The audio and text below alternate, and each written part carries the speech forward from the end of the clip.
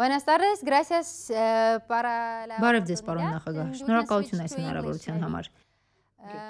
Դուք քաղաքական ապաստան եք ստացել Բելգիայում։ Ինչպես եք պատրաստվում մասնակցել Կատալոնիայի փետրվարի 14-ի խորհրդարանի ընտրությանը։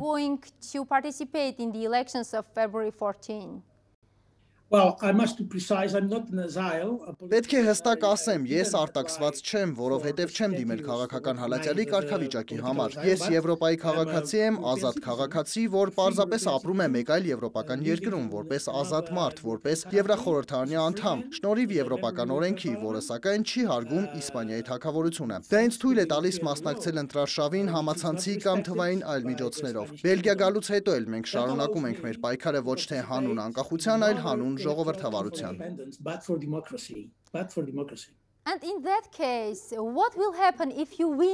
Այդ պարագայում ինչ է լինելու, եթե հաղթեք,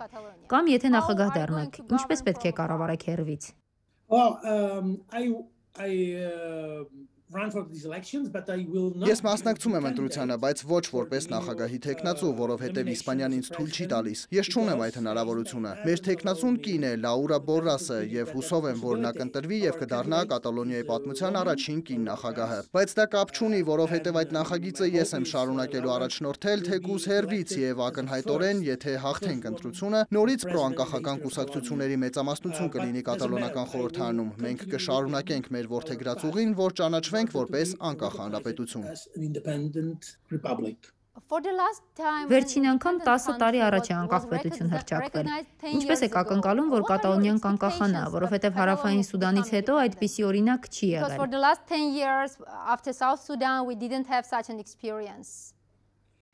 Մենք այն գաղափարի հետևողն ենք, ըստ որի սահմաններն արհեստական են, եւ եթե լինի ժողովուրդների կամքը, դրանք կարող են վերաձևվել։ Եվրամիությունում հստակ հակամարտություն կա Կատալոնիայի եւ Իսպանիայի միջեւ, եւ եթե Կատալոնիայում մեծամասնություն լինի եւ մարդիկ ցանկանան անկախանալ, սահմանները խնդիր չեն լինի։ Ակնհայտորեն Եվրամիությունը եւ աշխարհի որոշ երկրներ դժվարություններ ունեն այդ իրականությունն ընդունելու ճանապարհին, բայց ես հավատում եմ ռեալ պոլիտիկին եւ այն կհաղթի, եթե կամքը հստակ լինի, անիմաստ կլինի ժխտել այդ իրականությունը։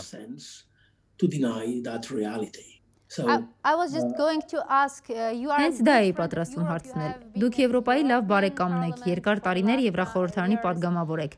Ինչ են ձեր եվրոպացի ընկերները խոսում կուլիսներում, երբ Կատալոնիայի բնակչության 80%-ից ավելին կողմ քվեարկեց անկախացմանը, բայց իրենք լռեցին։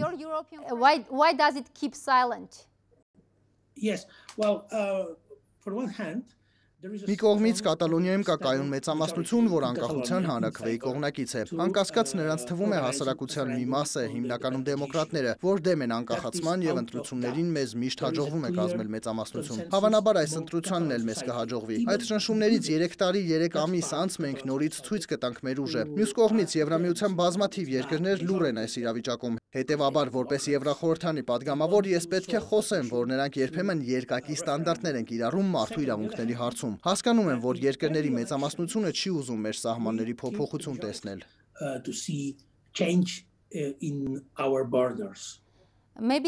Իսպանիայում ձեր հաղթանակը հավանության չի արժանանա։ Գուցե դա է պատճառը, որ Եվրոպան խուսափում է խառնվել այդ հարցին։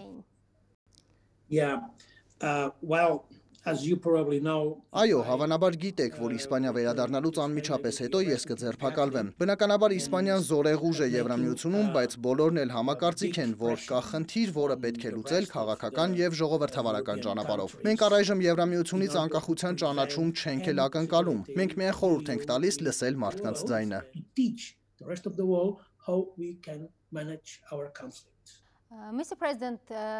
Պարոն նախագահ, եկեք խոսենք հայ-կատալոնական օրակարգից։ Կատալոնական ամպոստեն առաջին քաղաքն է Իսպանիայում, որ ճանաչել է Արցախի հանրապետությունը եւ երկկողմ հարաբերություններ հաստատել։ Եթե հաղթեք կատալոնական ընտրություններում, ձեր կառավարությունը կճանաչի Արցախի անկախությունը։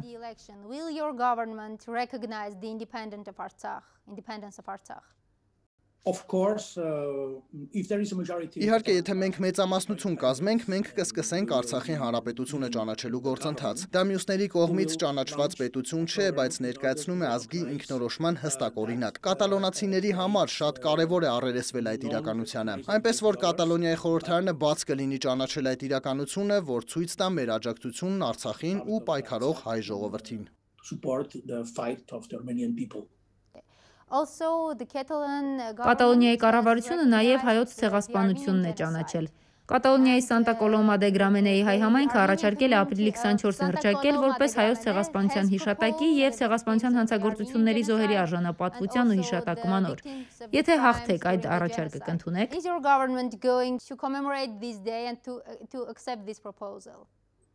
Մենք շատ բաց ենք հայոց ցեղասպանության հիշատակի օր սահմանելու հարցում, որովհետև դա 20-րդ դարի առաջին ցեղասպանությունն էր և շատ կարևոր է խոսել դրա մասին ոչ միայն Կատալոնիայի հայկական, այլև մնացած համայնքներում։ Ամբողջովին հակված ենք ընդունել այդ օրը և ավելի մանրամասն իմանալ մեզ մոտ ապրող փոքրամասնությունների պատմությունը։ Դա 20-րդ դարի ամենաամոթալի իրադարձություններից մեկն էր։ Ամբողջ աշխարհը պետք է հարգի մարդու իրավունքները։ The victims of genocides around the world. Ինչ եք կարծում, Հայաստանը կարող է որևէ կերպ նպաստել Իսպանիայի և Կատալոնիայի քաղաքական ճգնաժամի կարգավորմանը։ Համոզված եմ, որ բոլոր երկրները կարող են որևէ բան անել, որ կարգավորվի այդ հակամարտությունը։ Ամենակարևոր անելիքներից մեկը ձեր քաղաքացիներին պատմել, բացատրելն է խնդրի էությունը։ Հետո խնդրել ամբողջ աշխարհին ներգրավել այդ հարցի քննարկումներին, պաշտպանել փոքրամասնություններին, որովհետև մենք փոքր ազգ ենք, ընդամենը 5-ից 7 միլիոն բնակիչ։ Մեր համեմատ Իսպանիան, Ֆրանսիան մեծ երկրներ են։ Մենք Իսպանիայի բնակչության ընդամենը 15%-ն ենք, մեզ կարող եք օգնել մարդկանց ցույց տալով, թե ինչպես է մեծամասնությունը վերաբերվում փոքրամասնությանը։